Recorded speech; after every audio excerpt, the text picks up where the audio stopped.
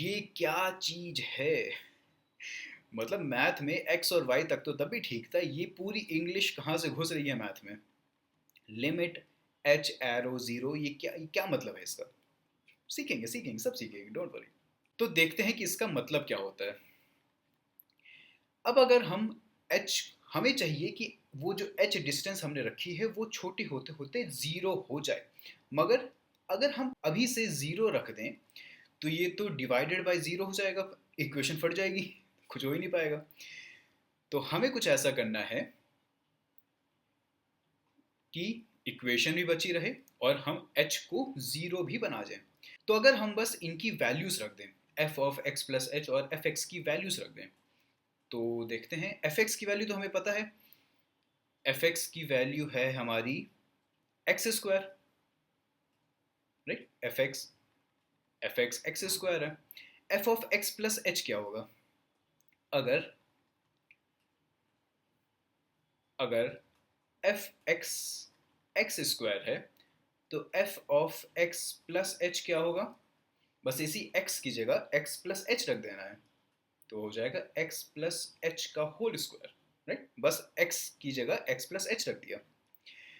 तो जब हमें एफ एक्स और F of x plus H दोनों की वैल्यूज पता है, तो दोनों की वैल्यूज रख के देखते हैं क्या निकलता है। तो हमारा फंक्शन है limit h tends to zero, f of x plus h है हमारा एक्स प्लस एच का whole square minus f x है x square divided by h. अभी तक एच की वैल्यू रखी नहीं है, अब इसी को सॉल्व करते हैं थोड़ा। एच प्लस एक्स का होल स्क्वायर क्या होता है? ए प्लस बी का होल स्क्वायर। तो limit h tends to zero, a plus b का होल स्क्वायर होता है a square plus b square plus two a b minus x square divided by h. अब इसको थोड़ा और सॉल्व करते हैं।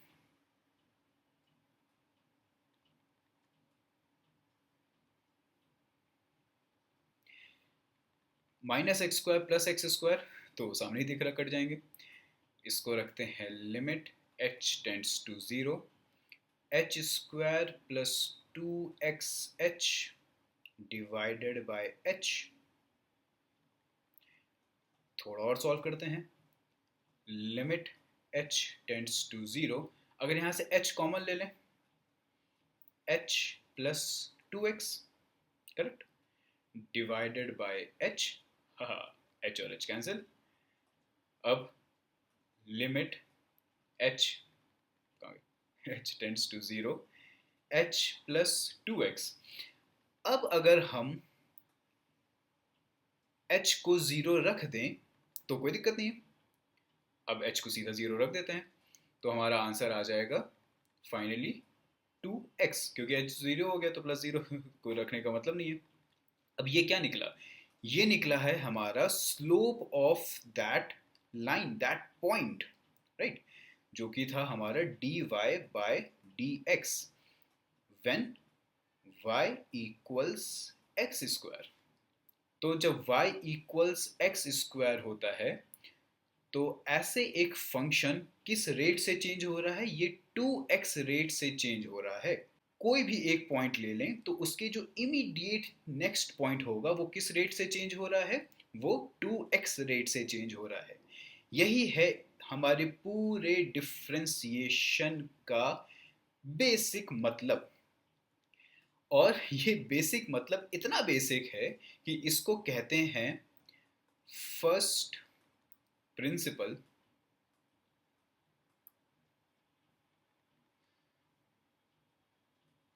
ऑफ डिफ्रेंसिएशन, जिसको अगर एक प्रॉपर तरीके से लिखा जाए, फर्स्ट प्रिंसिपल होता है कि d y by d x is equals to limit h tends to zero, f of x plus h minus f x by h. यही है हमारा फर्स्ट प्रिंसिपल, ओके। और यही है हमारा पूरे डिफ्रेंसिएशन का क्रक्स भी, कि हमें किसी एक पॉइंट का स्लोप निकालना है, और वो स्लोप क्यों निकालना है? क्योंकि हमें अल्टीमेटली ये पता करना है कि कोई भी फंक्शन हमारा किस रेट से चेंज होता है। और जैसा मोस्टली लोग जानते भी होंगे कि many functions change, right? Change is the only constant of nature. For example यही कि इसका प्रैक्टिकल यूज क्या है, कि जैसे हमने एक बॉल फेंकी, हमारे पास एक बॉल थी और हमने बॉल फेंकी, तो बॉल इस तरह से एक पैराबोला बनाएगी, राइट? तो अब ये जो ट्रेजेक्ट्री है इस बॉल की, ये एक कर्व्ड लाइन ट्रेजेक्ट्री है, एक पैराबोला है।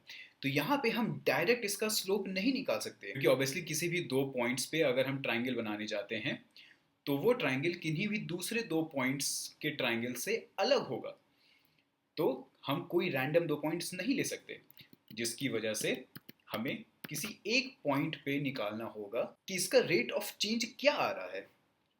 जैसे अगर हमें निकालना हो कि इस बॉल की वेलोसिटी किस रेट से चेंज हो रही है, जैसे अगर ये ग्राफ हमारा टाइम वर्सेस डिस्प्लेसमेंट का हो, और हमें निकालना है कि ये जो बॉल हमने फेंकी, इस बॉल की वेलोसिटी किस रेट से चेंज हो रही है, तो उसके लिए हमें बस ये निकालना होगा कि किसी भी एक पॉइंट पर हमें इसका स्लोप निकालना है। उस पॉइंट पर स्लोप निकालने के लिए उस पॉइंट के कोऑर्डिनेट्स और उसके जस्ट इमीडिएट नेक्स्ट पॉइंट के कोऑर्डिनेट्स और उन दो पॉइंट्स के कोरस्पॉन्डिंग y एक्सेस के कोऑर्डिनेट्स या डिस्प्लेसमेंट एक्सेस के कोऑर्डिनेट्स, और दोनों को डिवाइड करना और उसका बेसिकली स्लोप निकाल देना। तो डिस्प्लेसमेंट को अगर हम s से डिनोट करें तो ये छोटा सा डिस्टेंस हो जाएगा हमारा ds, और ये टाइम एक्सेस है तो इसको अगर t से डिनोट करें तो ये छोटा सा डिस्टेंस हो जाएगा हमारा dt। तो the ratio of ds by dt will give us the velocity, right? तो इसी को हम फिजिक्स में इस तरह से भी बोलते हैं कि अगर हम डिस्प्लेसमेंट को डिफरेंशिएट कर देते हैं तो हमें वेलोसिटी मिल जाती है, और अगर हम वेलोसिटी को अगेन डिफरेंशिएट कर देते हैं तो हमें एक्सेलरेशन मिल जाता है।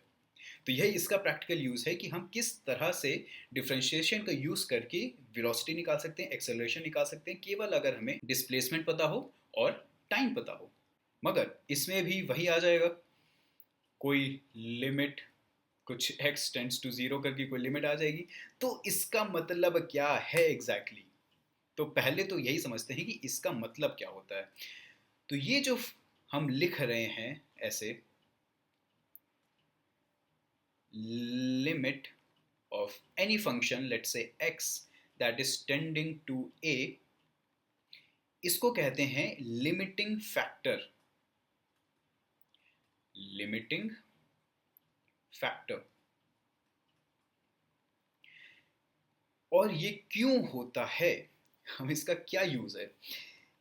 इसका यूज ये होता है अगर हमें पता करना हो कि कोई फंक्शन किसी एक वैल्यू की तरफ अप्रोच कर रहा है तो उस फंक्शन की वैल्यू किस तरह से चेंज होगी। फॉर एग्जांपल जैसे हम यही देख रहे थे, y इक्वल्स एक्स स्क्वायर हमारे पास एक फंक्शन था। अगर x की वैल्यू जीरो की तरफ जा रही है तो y की वैल्यू किस तरह से चेंज होगी? जैसे अगर x को जीरो रख देते हैं तो y की वैल्यू भी जीरो हो जाएगी, राइट? क्योंकि जीरो का स्क्वायर जीरो। पर अगर जैसे हम लिखते हैं कि x जीरो की जगह वन की तरफ अप्रोच कर रहा है तो y की वैल्यू क्या होगी? तो y की वैल्यू भी वन हो जाएगी, करेक्ट? तो ये बस हमें ये बताता है कि किसी भी फंक्शन की वैल्यू, कोई भी एक फंक्शन हो उसकी वैल्यू किस तरह से चेंज होगी अगर उसके अंदर का जो वेरिएबल है वो किसी दूसरे नंबर को अप्रोच करता है। ये होता है हमारा लिमिटिंग फैक्टर। फॉर एग्जाम्पल अगर हमारे पास कोई फंक्शन है, let's say x square minus 25 by x minus 5, okay? कोई फंक्शन है एक ऐसा। अब हमें अगर पता करना हो कि x की वैल्यू अगर 6 की तरफ जा रही है तो इसकी वैल्यू कैसे चेंज होगी, तो अगर हम लिख दें limit x tends to 6, right?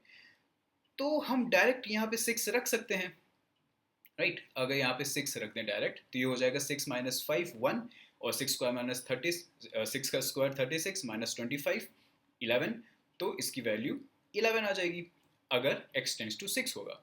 मगर अगर हमें ये जानना हो कि इस फंक्शन की वैल्यू किस तरह से चेंज होगी अगर ये जो x वेरिएबल है ये 5 की तरफ जाए, तो limit x tends to 5 x square minus 25 by x minus 5। अब अगर हम डायरेक्ट x की वैल्यू 5 रख देते हैं तो 5 माइनस 5 0 डिवाइडेड बाई 0, इक्वेशन फट जाएगा अगेन। तो हम डायरेक्ट वैल्यू तो नहीं रख सकते x की, तो हमें क्या करना है, कुछ नहीं करना है, बस थोड़ा सा इसको सॉल्व करना है एल्जेब्रिकली। जैसे एक्स स्क्वायर माइनस 25 को हम क्या लिख सकते हैं, तो लिख सकते हैं एक्स स्क्वायर माइनस 5 का स्क्वायर, राइट, 25 इज 5 का square divided by x minus 5। अब ये बन जाए हमारा A square minus B square का फॉर्मूला, जो होता है ए plus B multiplied by A minus B divided by x minus 5 जो था ही।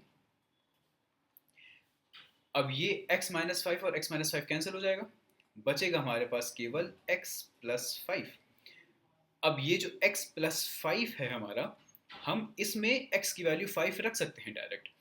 तो limit x tends to 5 x plus 5, तो यहाँ पे अगर 5 रख दें तो ये हो जाएगा 5 प्लस 5 या 10।